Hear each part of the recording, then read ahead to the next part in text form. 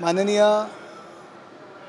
अमित शाह साहेब ज्यावेळी मतदानाला आले त्याच वेळी माझा नंबर लागला, हे माझ्या दृष्टीने खूप आनंदाची गोष्ट आहे। म्हणतात ना, सही समय सही चुनाव।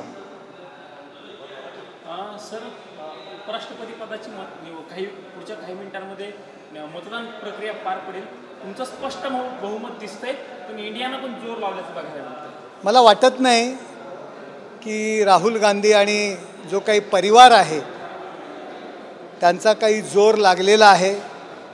जोर लावलेलाही दिसत नव्हता आणि लागलेलाही दिसत नव्हता, आणि त्यांनी ही लढाई अर्धवट सोडलेली आहे हे स्पष्ट आहे। आणि एनडीएचा उमेदवार प्रचंड बहुमताने विजयी होणार, यात कुठल्याही प्रकारची शंका नाही। सकाळी संजय राऊत असं म्हणाले, देवेंद्र फडणवीस काल एका कार्यक्रमात बोलताना म्हणाले होते की अनेकांनी माझी राख करण्याचा प्रयत्न केला, पण मी फिनिक्स पक्षासारखा आहे। संजय राऊत म्हणतात की ते शिवसेनेला म्हणजे एकनाथ शिंदेच्या पक्षाला सांगितलं। उद्धव ठाकरे आणि संजय राऊत यांनी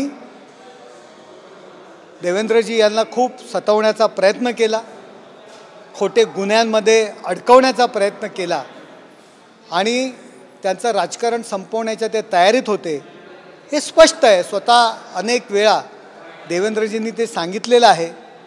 त्यामुळे युती म्हणून निवडून आले आणि नंतर काँग्रेससोबत गेले देवेंद्रजींचं नेतृत्व संपवण्याकरता, हे सर्व जगाला ज्ञात आहे।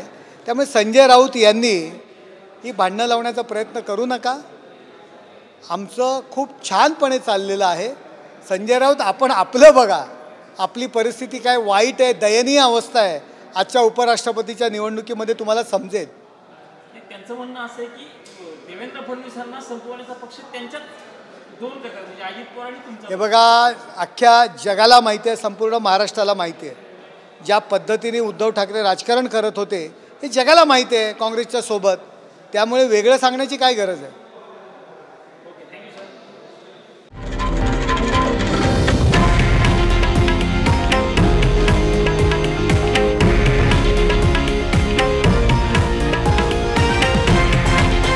हे आहे देशातील नंबर 1 न्यूज नेटवर्क, आणि आपण पाहत आहात TV9 मराठी, एकमेव।